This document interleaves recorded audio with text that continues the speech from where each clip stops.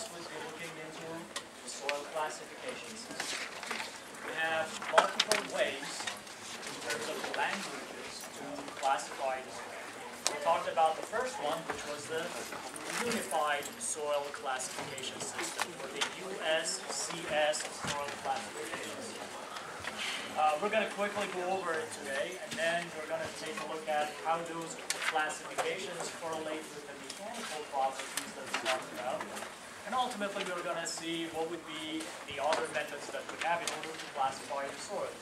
We're going to talk about the AASHTO soil classification system, and ultimately, we'll quickly talk about the USDA method, or the U.S. Department of Agriculture, which has very limited application for our geotechnical engineers.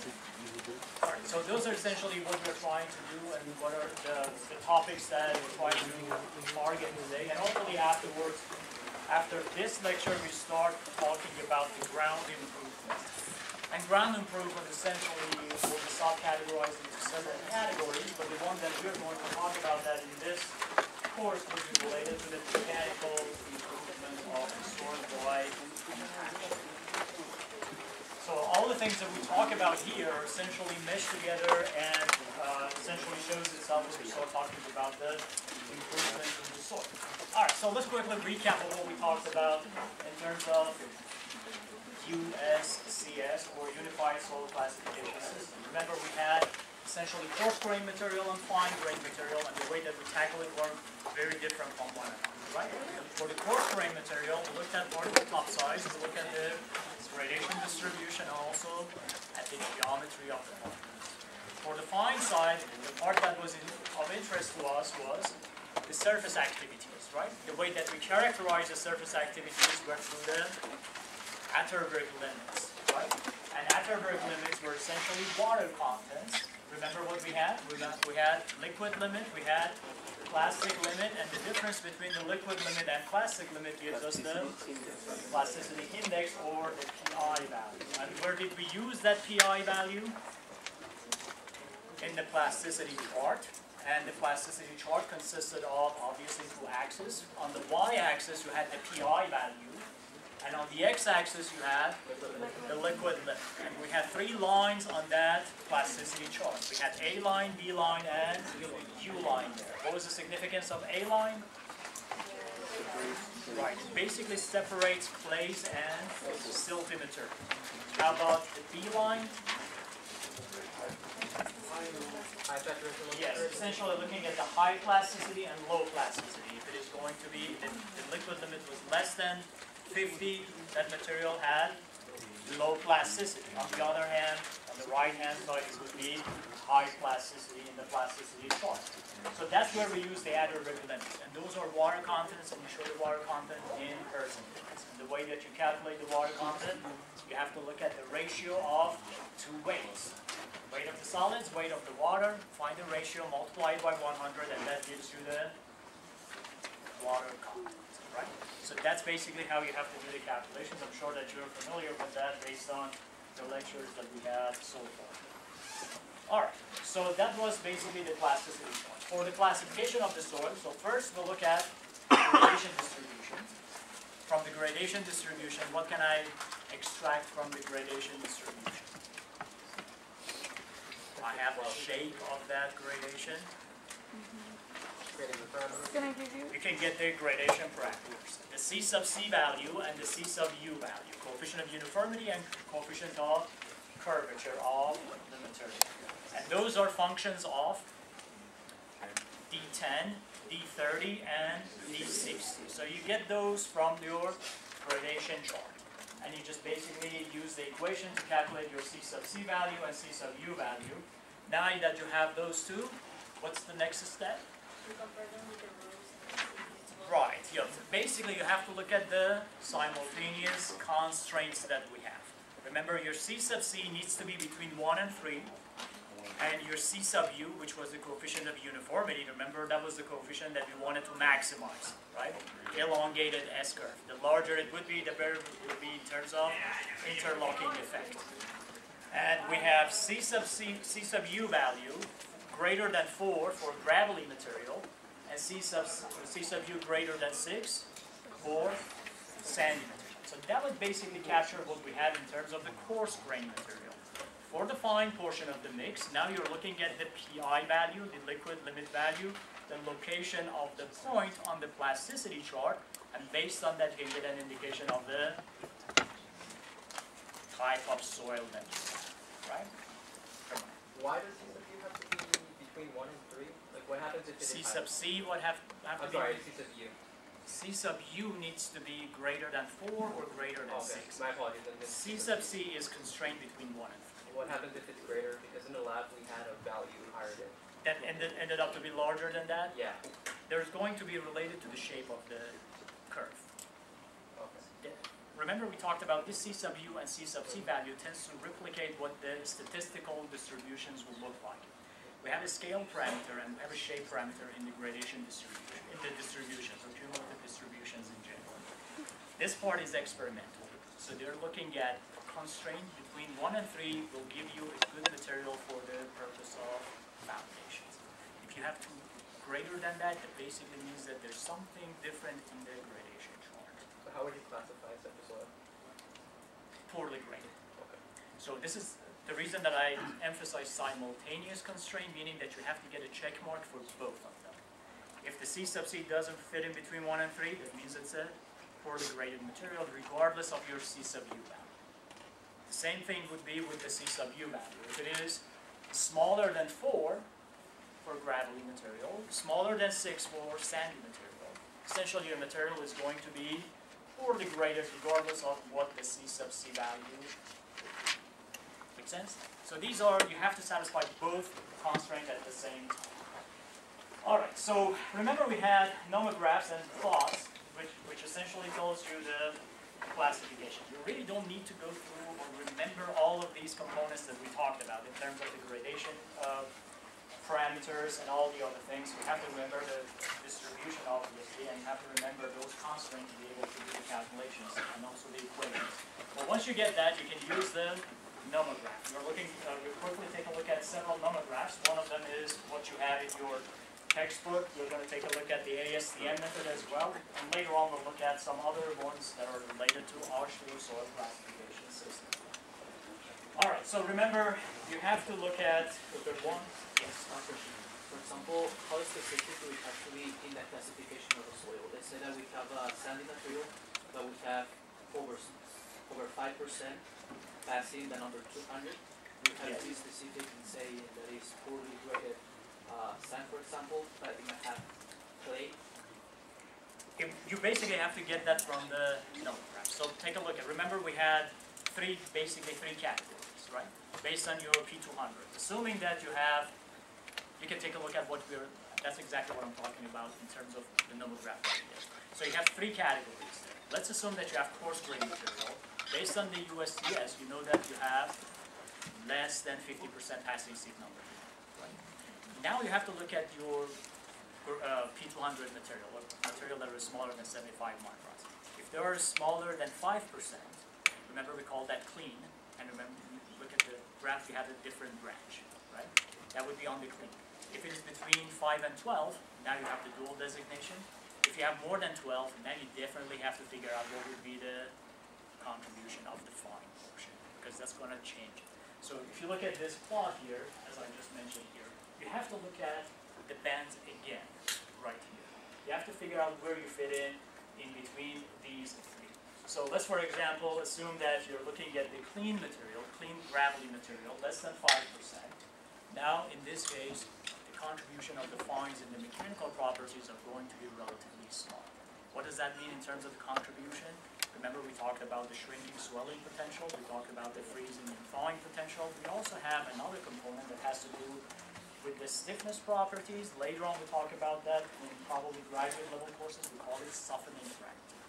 The softening parameter is closely tied to the presence of fine. If you have too much fine in the mix, basically we'll see that the platform will not perform well in terms of low distribution capacity. So that maximum, or that increases the potential for permanent deformation. So that's the reason that you want to limit the P200 material. And then you have two other branches. If it is between 5 and 12, now you have dual designation.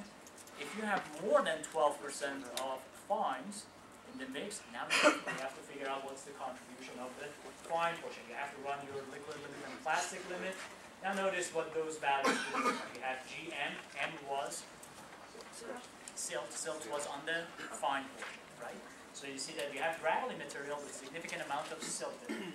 On the other side, you have, again, gravelly material with significant amount of clay in it, right? And if it is falling in between the hatched zone, remember we had the dual designations, right?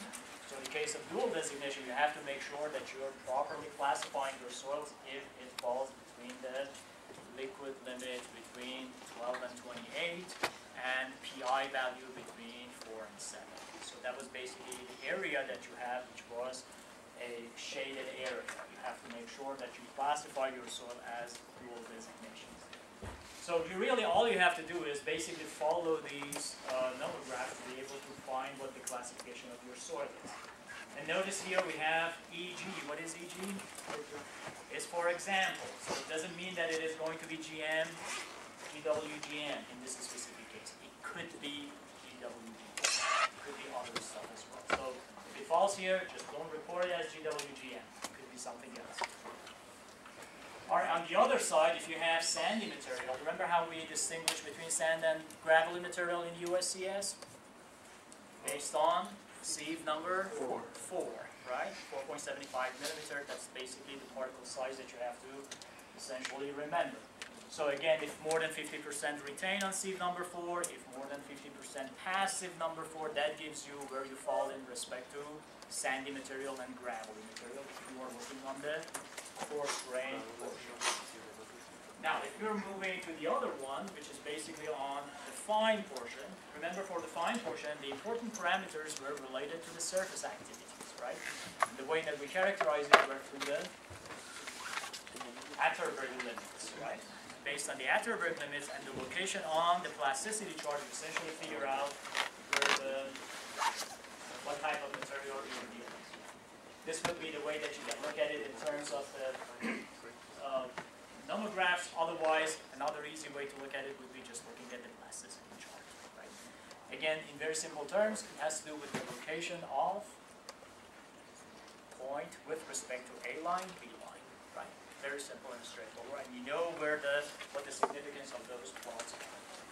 All right. So this is essentially what we have in terms of the nomograph. There's another way to do that, and that's based on this plot that we're looking at here. This is coming from Dr. Santa Marina's book, which is very similar to the table 2.7 that you have in your textbook. So you have two segments, as you can see in this quote-unquote table here.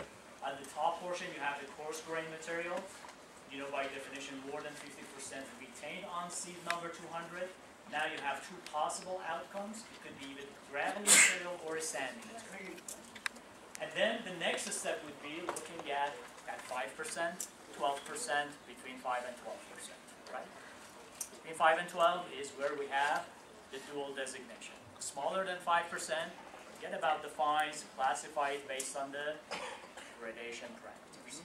If it's well graded or if it is poorly graded. How do I determine that? I have two inequalities, right? So we have C sub U greater than 4 or 6. You have on the other side, you have C sub C value between 1 and 3, right? All right, so once you figure that out, the next step would be for the ones that have less than 5%, C sub U greater than 4, C sub C between 1 and 3, that would be a GW material. Moving forward, for instance here, if it is a sandy material and you have more than 12%, now again you have to run your Atterberg limit test and figure out where it falls in between the A line and B line, for instance. Now you're looking at SM material and SC material. What is an SM? S was for sand, M was for silt, right? So that basically gives you an indication of the type of material. And then you're going to take a look at how these are correlated with the behavior of material. All right, so let's quickly take a look at an example, just looking at this plot here. Let's assume that I have P200 30%. Without looking at this slide, look at me. What kind of material is this?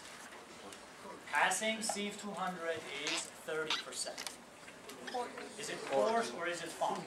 Coarse. It's coarse. So you know which plot or nomograph or table you have to refer to. Now the second step is that passing sieve number 4 is 70%. What does that mean now? So you know on the coarse side you have two options. It's either gravelly material or sandy material. And the way that you have to distinguish between the two is based on sieve number 4 or material that are larger or smaller than 4.75 millimeters, right? So that gives you an indication where you fall in between the two. So just by looking at that, you know that you're dealing with coarse grain material, sandy material. Now the rest of it, you have to follow the nomographs, right? Make sense? All right, so let's take a look at what else we have. We have liquid limit value, and we have the plastic limit value. My liquid limit is 33. What does that tell me in terms of the plasticity of it? Left-hand side of the B line, right-hand side of the B line. What was the B line? Right, it was the line on the plasticity chart that separates material with high plasticity and low plasticity, right? Liquid limit is 33 here. Left-hand side of the plasticity chart or right-hand side of the plasticity? With respect to the B line, it falls on the left-hand side. Do you agree? Low plasticity. Now, based on this information, you can quickly calculate your PI value. What was PI value? The difference between the liquid limit and plastic limit, right? What's the number here? 20. Agreed? All right. So let's see what we have. So you start here. More than 50% retained on sieve number 200. Remember, you have to play with these two words. Retained, passive. Be careful with that. So you start here. That would be coarse material. The next step would be less than 50% coarse fraction retained on sieve number 4 because of the fact that it is 17% here. Therefore, you fall along the sandy material. The next step would be, again, looking at your 200 material. Is it more than 12%, between 5 and 12%, less than 5%? So it would be more than 12%, so you have to look at this one. Otherwise, we would go one step up. And then the next step would be the location on the plasticity chart, or relevance of the point with respect to the A line. Right? Above the A line was clay, below the A line was silty material, right? We can also take a look at this plot here. You can see this M is essentially falling below the A line, and your C's are essentially above. So what do I end up with? End up with SC. What is it? Sandy clay. What kind of behavior can you expect from a sandy clay?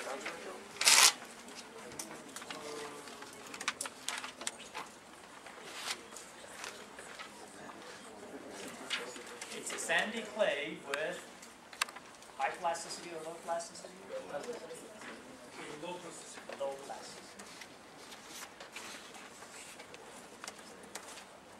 Do you use that for the foundation of this building? You know. Do you use it as a medium to restrict the movement of water? You have better options, right? So you probably don't use this one either. What would you use for that case? If I want to use a type of material that acts as a moisture barrier,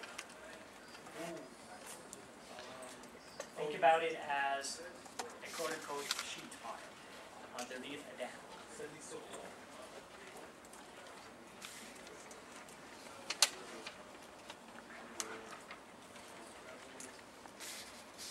It's gonna like plug up the little holes in the So, well-graded something with a lot of silt. Well-graded something with a lot of silt. Jeremiah? oh, I'll just make sure. All right.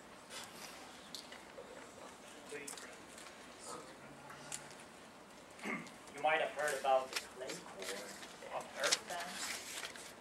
If you have clay or silt with low plasticity, that would be a good material for core of earth dams.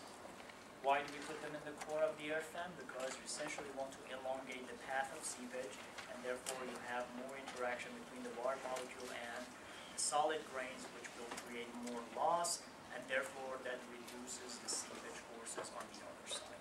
So we might be able to talk about that later on, but definitely you want to use fine grain material because they have lower permeability, and definitely you want to use material with low plasticity because they're going to be in contact with moisture, and therefore you don't want to see the increase in the volume of the material. Yes. Just real quick, is SC sandy clay or clay sand? Oh, that's a good question. Which one is predominant? Sand. Yes. You have to start with the one that is predominant.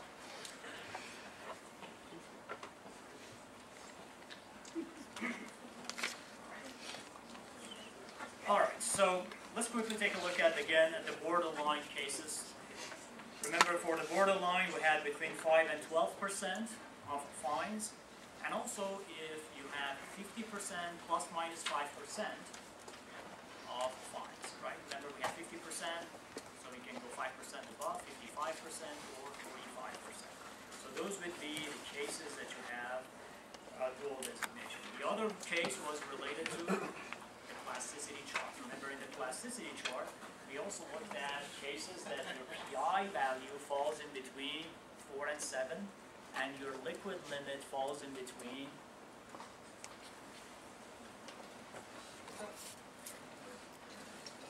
If you look at your plasticity chart, 12 to 20. So let me just quickly show you one of these plasticity charts that we looked at before.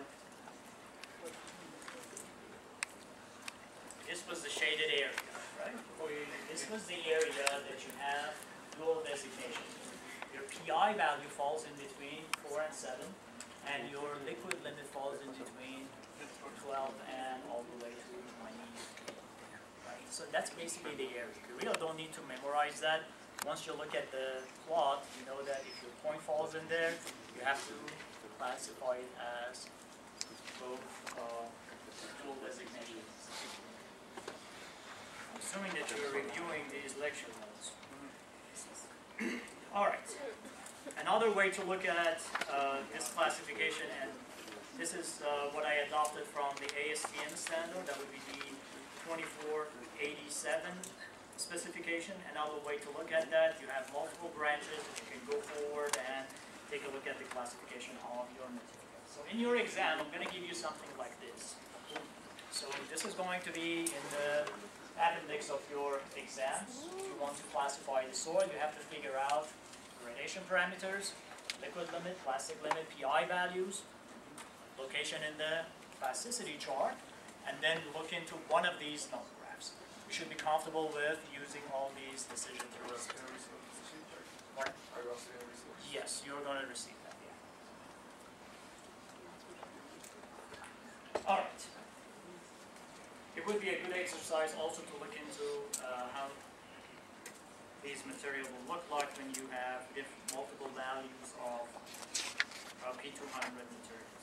So you have essentially 3 branches. The first one was for the coarse grain material, as you can see right up there. The next one is for inorganic fine grain soils. And ultimately, the last one is organic fine grain. So you see essentially 3 graphs, and very simple and straightforward in terms of figuring out what the classifications are.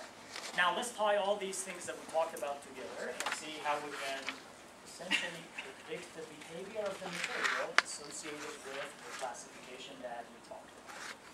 So starting off, we are looking at different classes of material. On the first column, you're looking at coarse grain material. These are all coarse grain material, either gravelly material or sandy material, with different classifications. So remind me what GW was? Well-graded gravel. What kind of behavior would you expect from the well-graded gravelly material? Remember, you're looking at good interaction between the particles because it had an elongated S-curve. You had good interaction between the chunks of rocks in the system, and therefore you have good frictional properties. Therefore, it has good load-bearing capacity. Once they had a good load bearing capacity, it means that your deformation potential is going to be low. What else? What else can you tell me in terms of compressibility of that material? It would be low compressibility of the material. We'll talk about what compressibility essentially means. It means volumetric change associated with the incremental increase in the stress state. Meaning that what happens to the volume of the material if I increase the magnitude of the stresses by 1 psi. That's basically what it means in terms of compressibility. If the material is non-compressible, it means that regardless of the magnitude of the stress that you applied on the material, you don't see change in the volume. Make sense? So that's basically the implication of coefficient of volume compressibility is when you're looking at that table. All right. There is one thing that I specifically noted that and I wanted you to see there, and this is essentially erroneous in this table. This is a table that I got from a different book, not your textbook, but I just wanted to highlight that. So what do we have here in terms of the hydraulic conductivity or the permeability of the soil for the GW material?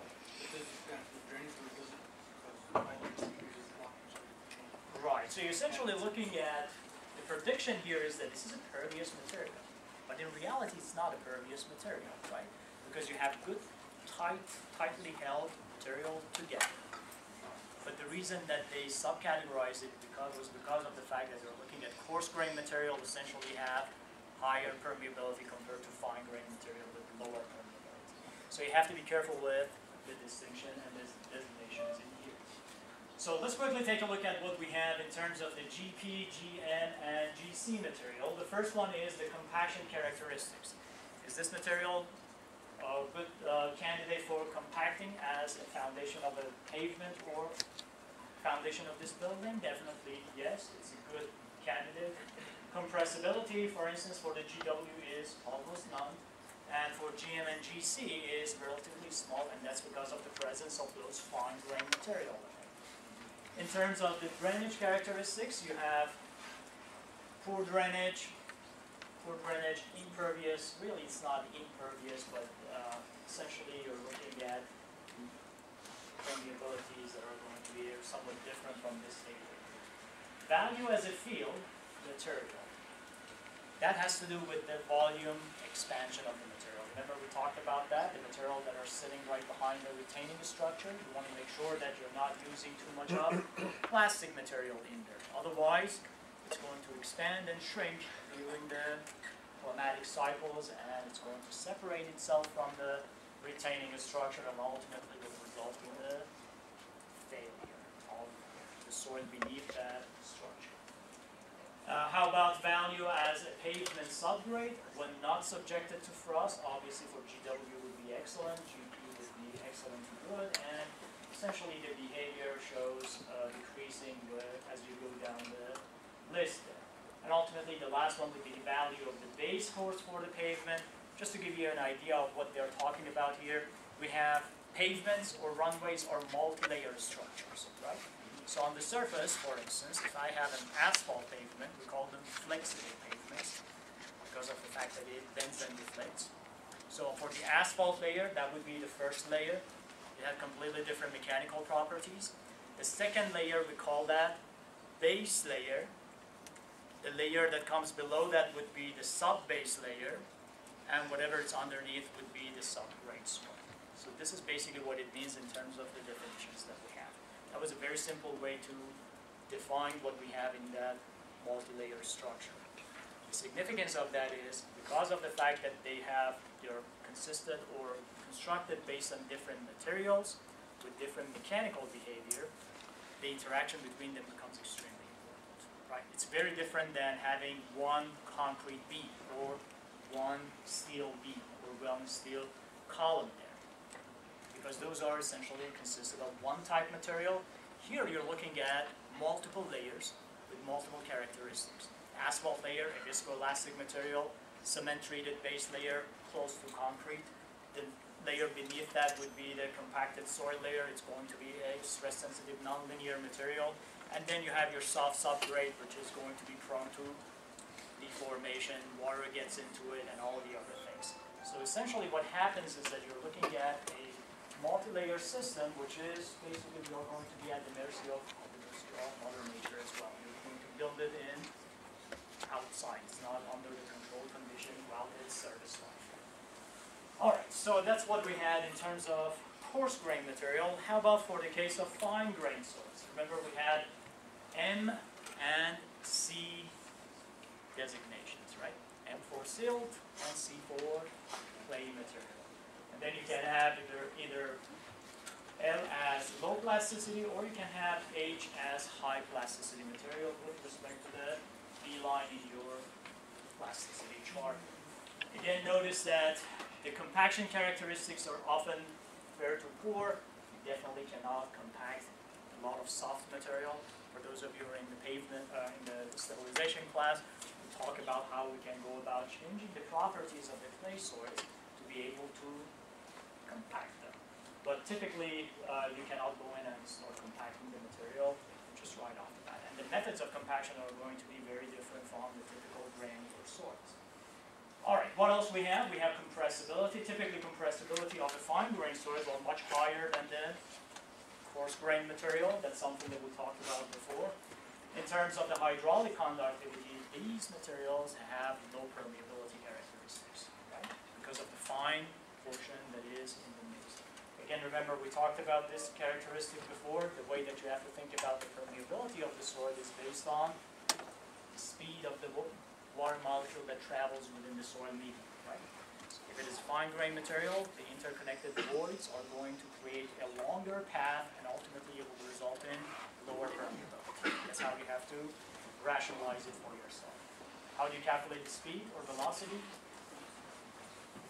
Would be the ratio of length and time, right? Do you agree with that? All right, so essentially if there's a longer path of seepage, you essentially will see the relevance of that to the permeability of it. All right, so this is another way to take a look at what we just talked about here. Now let's move forward with AASHTO soil classification system. All right, so we're comfortable with the USCS, I'm assuming. That would be very simple and straightforward. This would be the same concept when you're looking at AASHTO soil classification system. AASHTO soil classification system, as you can see on this slide, it stands for American Association of State Highway and Officials and Transportation Officials. And essentially it was developed for pavement and runway design. And later on it was extrapolated into other geotechnical applications, such as dams, such as retaining structures, such as slope stability, and things of that sort. Right? So originally it was developed for pavement. Let me just talk quickly about what the parameters and properties are here with the AASHTO soil classification system, and then we can quickly go into the slide and look at an example.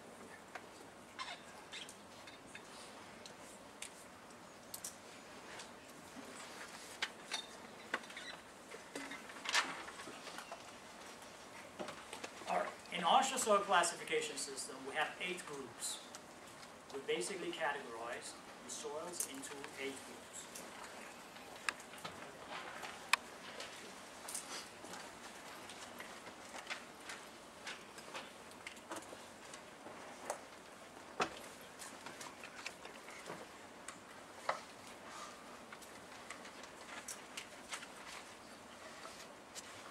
And we show them with A1, A2, A3, all the way to A8. All right, simply A8 is reserved for organic materials.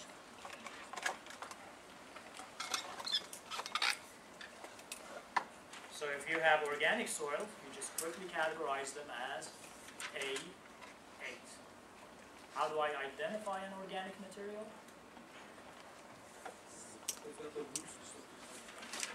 That was we call that visual inspection. If you see that there is ample amount of decomposed roots of vegetables, trees, and distinct smell to it.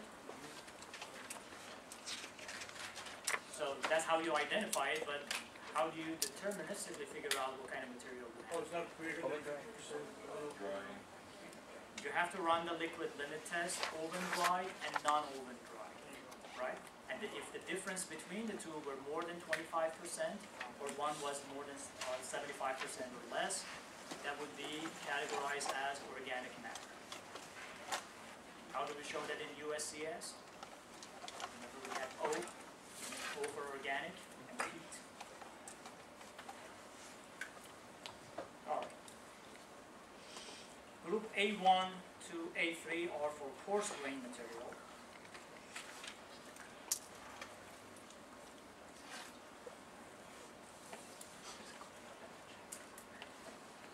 A4 to A7 would be for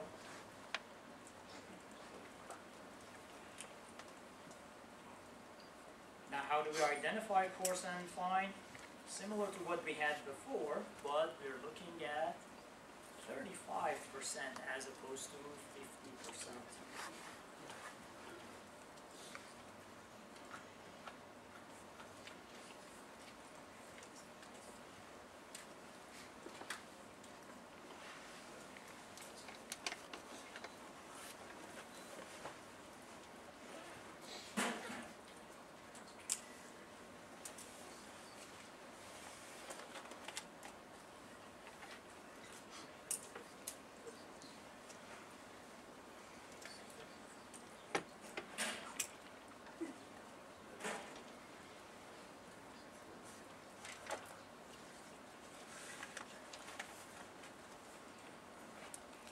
So this is the general definition that we have.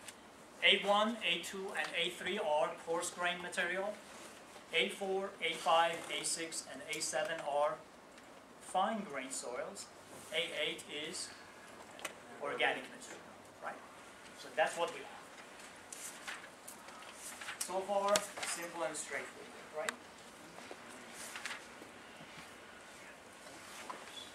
Now for AASHTO soil classification system, we have to calculate a parameter which is called the group index.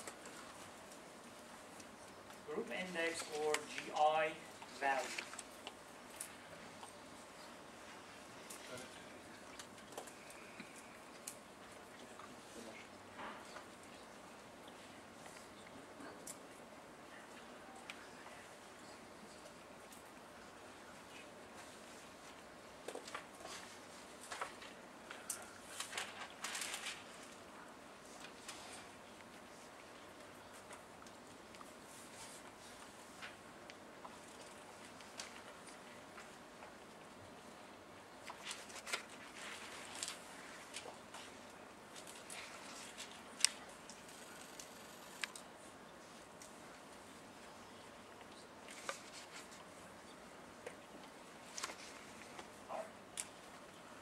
So you have this equation, GI or group index equals to F200, which is material that are passing seed number 200, or in other words would be the fraction passing seed number 200.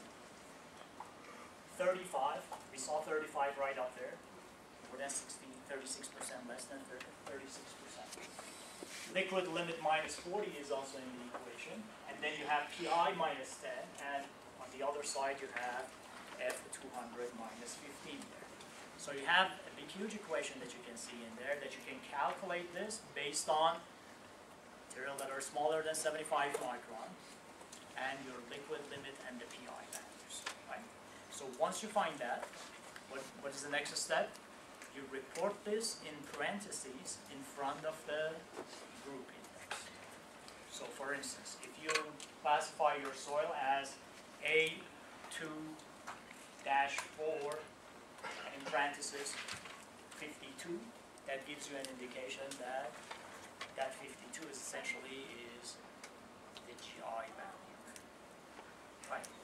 You have to round it up or round it off. Let's say round it off to the nearest whole number. In other words, you cannot have decimals.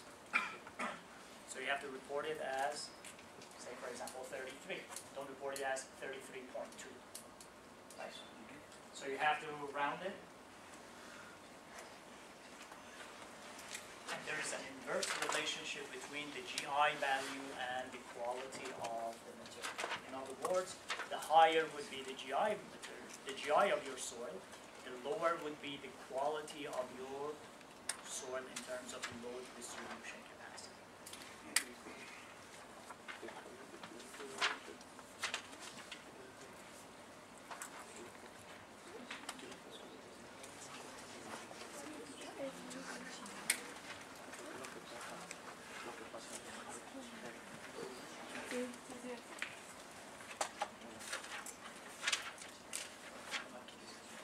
Round it off to the nearest whole number.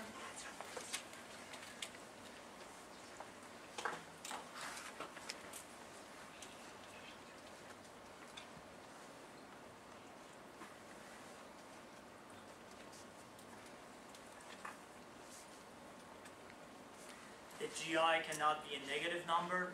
If it turns out to be negative, you have to report it as 0.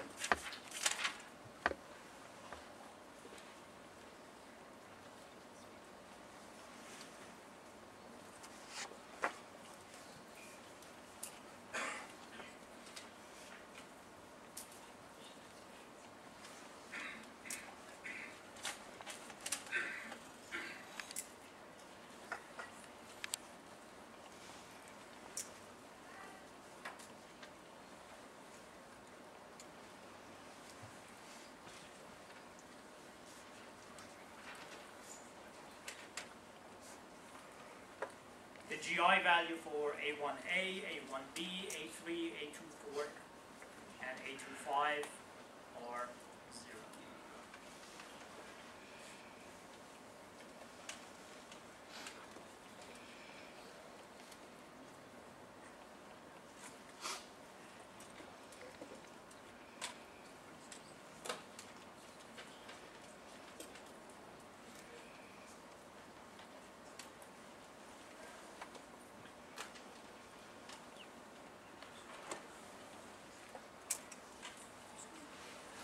For A26 and A27, you can only consider the second portion of the general form of the equation, the second term.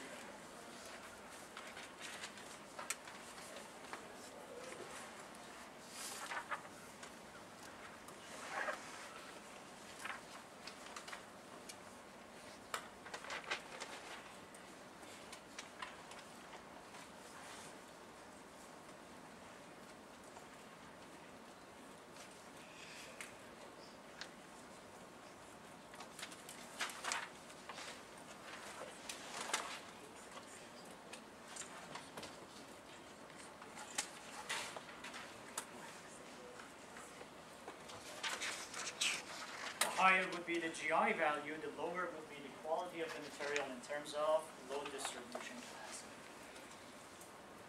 So these are the general rules that we have for the AASHTO soil classification. The rest of it is very simple and very straightforward. You just have to follow the tables and nomographs to be able to properly classify your soil.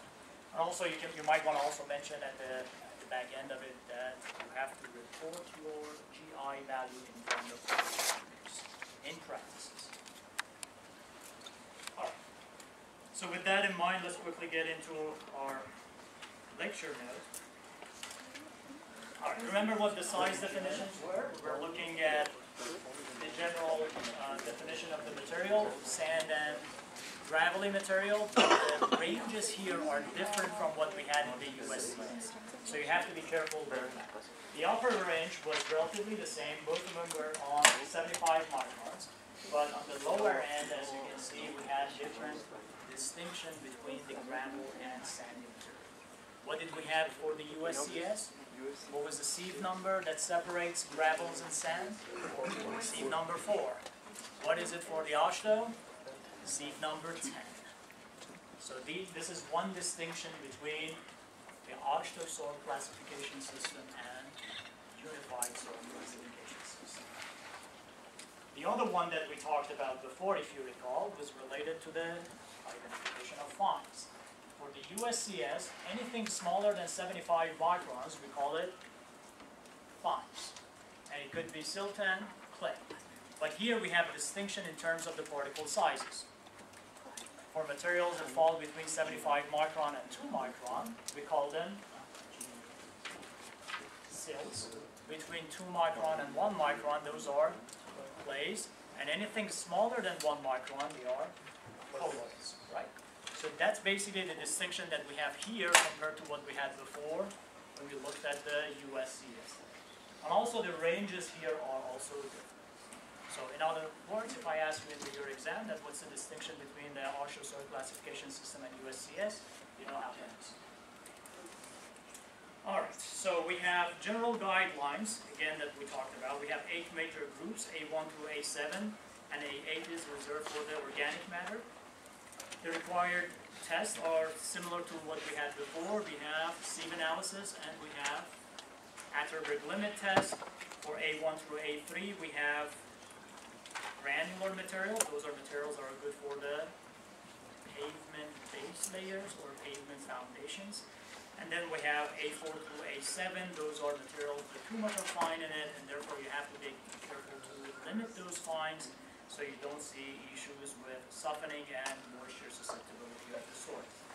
These are the 2 equations that we talked about. The general form of the equation is a function of F200, which is material that is smaller than 75 microns. And the other 2 parameters there are the PI value and the liquid limit value that you are familiar with. Specifically for groups A26 and A27, you have to use the second term in the general equation. That's basically the 0.01 times F to the minus 15 times PI minus 10. So let's take a look at the nomograph that we have, or table that we have for classification of soils according to AASHTO methodology. So remember we have A1, A2, and A3, that is for granular material or coarse grain material. And for fine grain material, we have 35% and more, which is essentially past the number 200. So you have A4, A5, A6, and A7 that are falling in this category. Notice that because of the fact that we're looking at relevance to the pavements, we're looking at general grading as a soft grade. For granular materials, it could be excellent to good, but for silt and clay material, it would be fair and sweet. In reality, in the field, we don't have the luxury of having a GW material or poorly graded sand or work graded material for our soft grade soil. Our soft grade soils are always consisted of fine grain material. A lot of times, you have a lot of plastic material in it. And most importantly, a lot of times it has contaminants that adversely affects the pH. For instance, if you have a lot of sulfate in the material in your soil, that will create a mineral that results in expansion and also ultimately results in cracking of your highway pavements. So we have to figure out what exactly we have in terms of the contaminants in the soil as well. Alright, so similar to what we have for the USCS, you have different nomographs and flow charts, if you will, to follow in order to classify your soils. Let's quickly take a look at one of those. Remember, the first thing that we have to look at is if it's an organic material or not.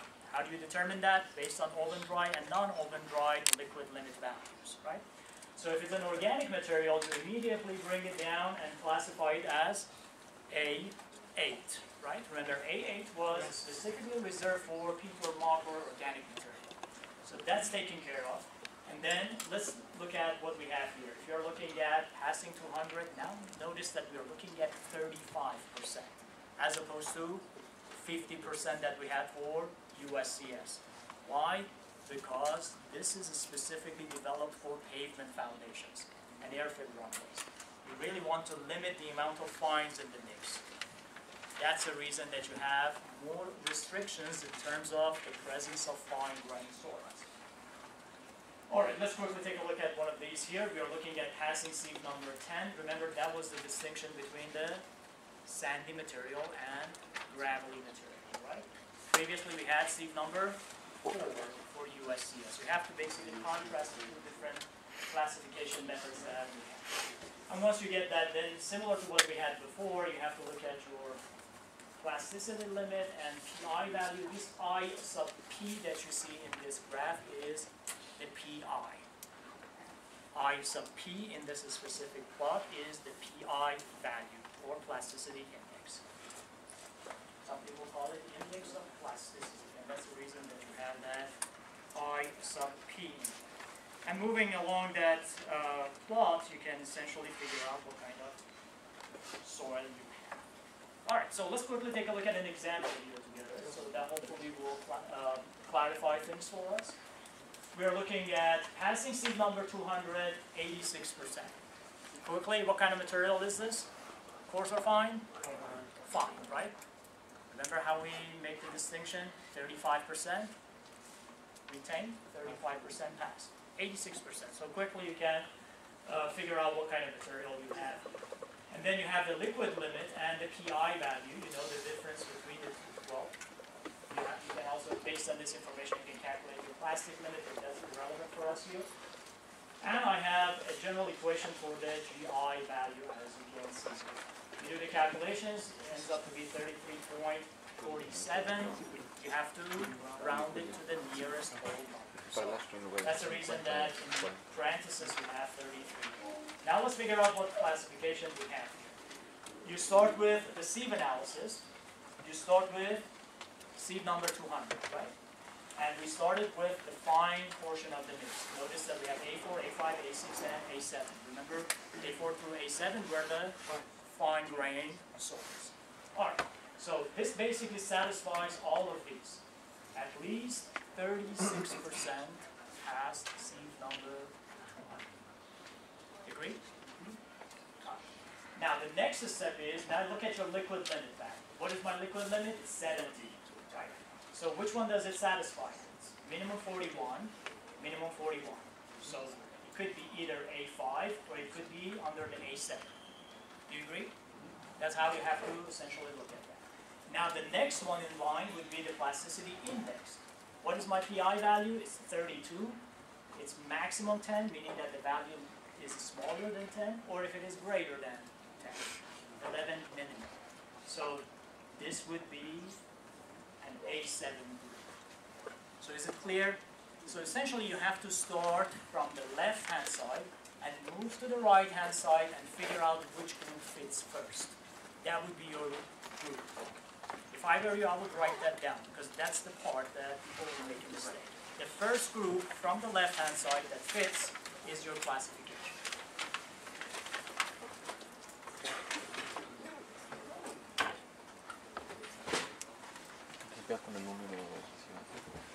What else we have? Now we have to subcategorize it between A7.5 and A7.6. And you have a footnote here. It says that if your PI value is smaller or equal to liquid limit minus 30, that would be A7.5, otherwise it would be A7.6. So to quickly calculate that, liquid limit minus 30, it turns out to be 40. 40 is greater than 32, therefore your soil will be classified as A7.5. Right? So that's basically the process that you have for classifying your soil as AASHTO soil classification system. Let me just quickly recap it and summarize it for you. Essentially, for the AASHTO soil classification system, we have 8 groups. We call them A1, A2, A3, all the way to A8. A8 is for organic material. Now, for A1 through A3, that would be coarse-grained material. From A4 through A7 would be for fine-grained soils. What do I need? You need, again, similar to the previous case, you need to know what your gradation distribution are. You need to know what the P200 value is. You need to know what material passing seed number 10 is in this case, because 10 was the distinction between the sand and gravel units. Again, similar to the previous case, you have to look at your plots or tables there. You have to move from the left-hand side to the right-hand side. The first group that fits will be your classification. Now, based on AASHTO classification, we have an additional step, and that would be a calculation of a GI value.